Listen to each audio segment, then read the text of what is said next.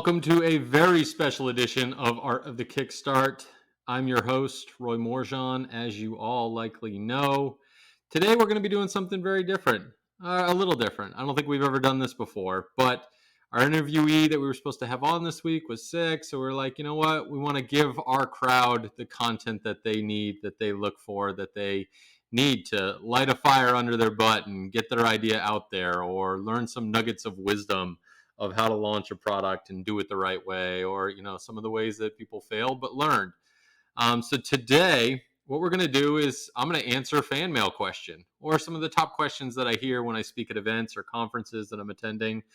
So a lot of these questions came in from listeners or just in passing in terms of asking about crowdfunding. So, I'm just going to run down my list today and give you guys some insights in terms of, some of the questions that we have around crowdfunding and launching products and startups and everything in general. So you guys ready? Let's get started. The first one is always usually, regards to Art of the Kickstart. Why did I start this podcast? Well, the real answer is I didn't start this podcast. Another gentleman, Matt, started this podcast years ago. I believe back in 2015, he started this and recorded, almost 100 episodes, I think, and was shifting jobs, careers, kind of focus of working with products. He wanted to do more things with Amazon. And I thought this podcast was a really unique opportunity, not only for people to get their story out there, like the clients and campaigns that we work with, but just a different means of communicating that story where everything is, PR or social media or advertising. Podcasting continues to grow. The listener base continues to grow, not only for Art of the Kickstart, which I'm very grateful for, but just the overall audience in terms of people listening, while commuting, while listening, running, whatever it may be. And I thought this would be something really unique that nobody else had out there in terms of talking about products and interviewing startups of people that were using crowdfunding to validate their product ideas. So, that's why I got into taking over Art of the Kickstart and continuing to run it from Matt's great foundation that he built for us, and the continuation that we do with this, and got a great team. So really excited. We've got lots of fun episodes lined up for the rest of this year. So, I always enjoy these conversations with folks because I feel like I peel back another layer of the onion with the founders and can really dive into some of the nitty-gritty tactical things or business owner things that don't necessarily come through when they're putting their campaign out there. Next question that we get is, how did you get into crowdfunding? Unique story there. So before Art of the Kickstart and before Inventus Partners, my agency that I started was called Command Partners. Started that back in 2010. And it wasn't until about 2012 or 2013 that we actually ranked on the first page of Google for the search term startup marketing. So a founder Googled startup marketing, and we were the first result. And they came through and filled out our form. And they're like, hey, we are a startup. How can you help us? And I was like, they're like, we're on Kickstarter. We need more money. We're a bunch of engineers. We don't know how to find our customers. And I was like, well, that's really interesting. What's Kickstarter? I've never heard of it before. And then dive in, like, what's crowdfunding? Never heard of that before. And it was really unique. And we were like, hey, yeah, we help startups. We do their marketing for them. What's the platform matter, at this point, whether it's Amazon or their .com site or whatever it may be. Kickstarter is just another platform. So, this was the device for those watching the YouTube video. This is the original device. This is kind of like the tile tracker of today. This was called the Toad device, TOD. And they reached out. They had, I think, about maybe $20,000 or $30,000 in funding. We turned on our marketing muscles, got them a bunch of PR, did some advertising for them, and basically tripled the amount of funding that we were able to bring into their campaign for them in just a matter of a few weeks. And we were like, wow, this is really interesting. We could move the needle for our clients, handle an aspect of their business that they don't know, and let them focus on what they do best in making products and coming up with great ideas that solve other people's problems. So, now over a decade into launching products and 3,000 different innovations later, it's been a lot of fun, seeing the evolution of founders, products, startups, and, how crowdfunding has continued to evolve.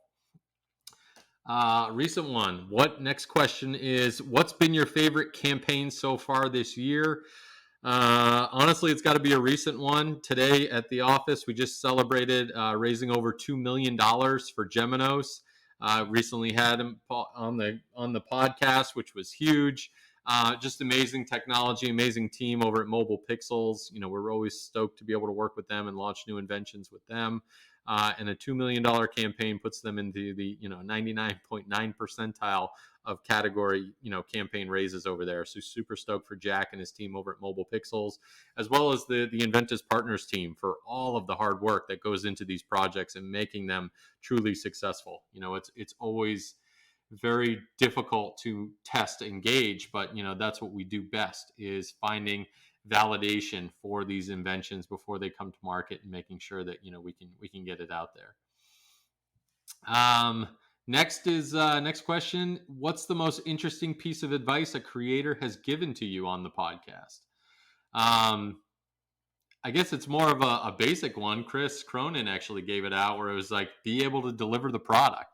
It's self-explanatory, but at the end of the day, that's always a key component. One of the things that I'm always mentioning to founders is, once the campaign's over, that's a lot of the hard work continues, right? But making sure that you're constantly communicating with that community that you've built, that tribe of early brand evangelists that are going to carry that torch for you once they get the product.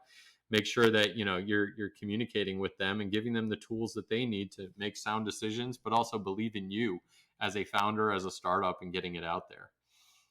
Why is crowdfunding the right choice for me? I have no idea. I'm going to need more context about your idea, so definitely send us some more information on that one. What's a timeline for launching a campaign? Again, depends. Time of year always depends as well, in terms of if you're launching a summer product, try and do it when customers are going to be thinking about that pain point. But overall timelines, typically you can get a project launched successfully, with all of the pre-campaign work that needs to be done in terms of testing a lot of these things during your pre-launch.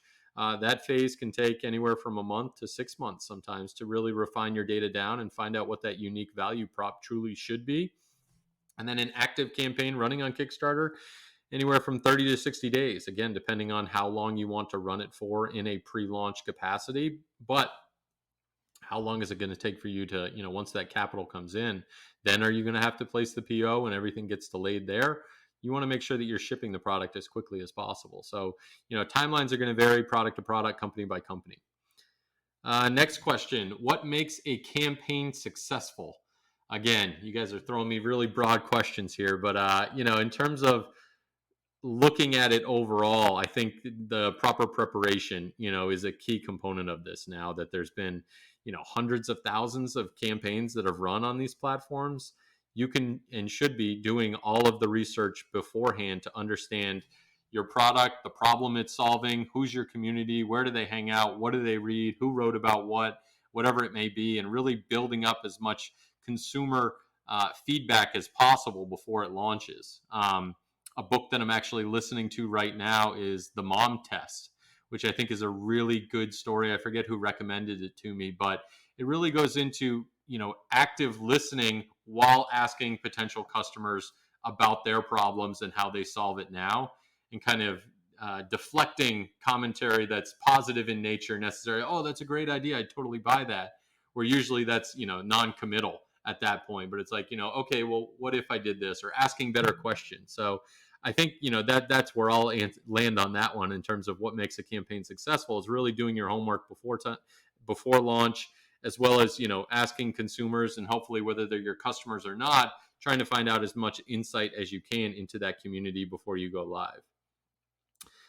Next question: what happens if my campaign fails? Well, there's other options there. But again, start with some feedback. Ask the customers why they backed it. If you can talk to, anybody that didn't back it, that was maybe on your pre-campaign email list that you were sending, that signed up, that was interested, that was curious initially, maybe you should ask those folks, why or what. You maybe ask for too much money in terms of your campaign. Your price point may be too far off. Your shipping days may be years in advance, which is just too long for people to wait. Your product could fall into too niche of a category. Way too many things I could answer on this one, but there's a litmus test there in terms of, looking at all of those individual elements and trying to get as much feedback as possible. Should I launch on Indiegogo or Kickstarter? Again, always a top question that we field. We've actually got a great blog post around, pros and cons of each platform. So check out, Inventus Partners website and search for Kickstarter versus Indiegogo, and you'll find that whole article there. A lot of good insights on that. How time consuming is a launch? Extremely. But you want to be as hands-on as possible. This is your baby, right? You want to make sure your baby gets seen by the world potentially, or at least get in front of your potential customers. So, making sure that you're doing all of the right things out there requires a huge team, which is why, we offer all of those services to be an add-on, marketing department for your product and make sure that it is a successful launch and a huge launch at that. Next question. Do you need a lot of money to get started on Kickstarter? No, not necessarily, but you do need to do a lot of pre-campaign work to make sure that your campaign is a success, right? Like anybody can launch a product out there and just throw it out there, but this is not a field of dreams moment where if you launch it, they will come.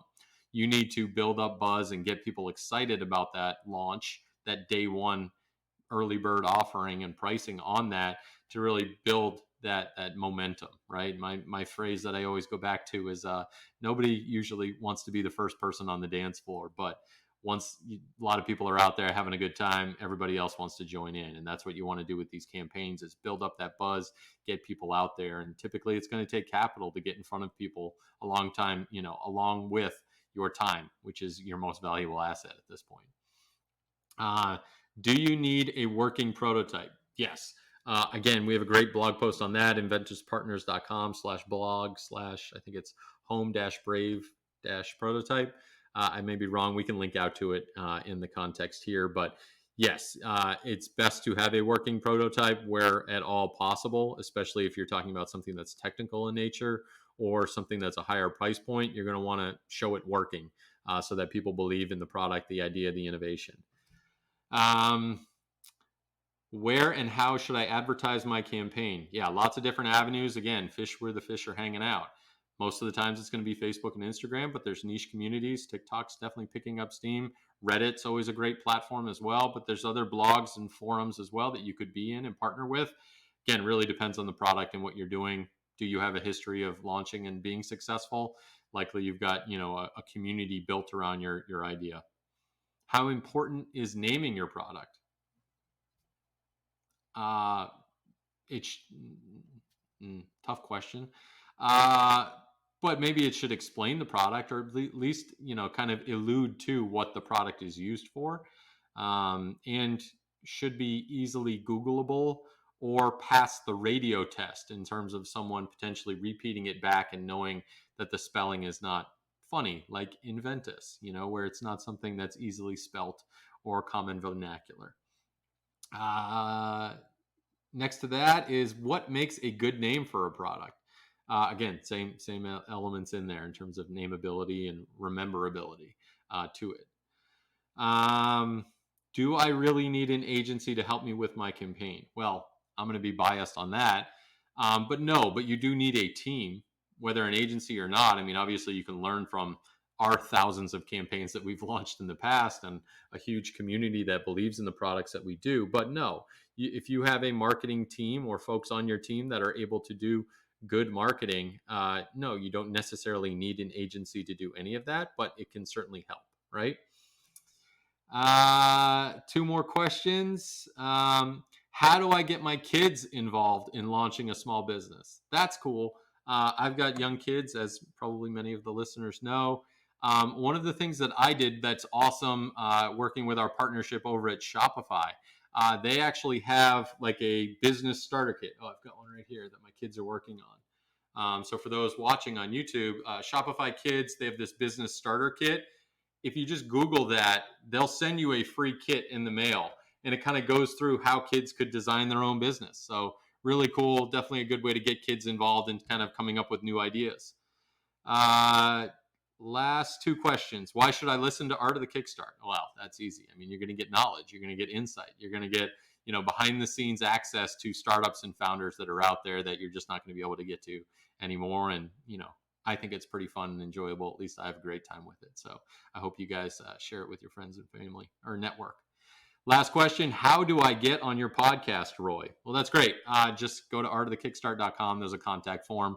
And if your startup meets our criteria, I would love to interview you and learn more about you, your business, and all of the fun things that you're working on today. So that's all I got for today. Short and sweet. I'm so thankful for all of you, the listeners, the thousands of you that are listening. I love the fan mail. I love the insights. I love the commentary that you guys send in to me and the team that's all working behind the scenes here. Of course, big shout out to the crowdfunding podcast sponsor here, Product Hype, top newsletter for launching new products and innovation. If you haven't yet, go and join the Hype Squad, producthype.co.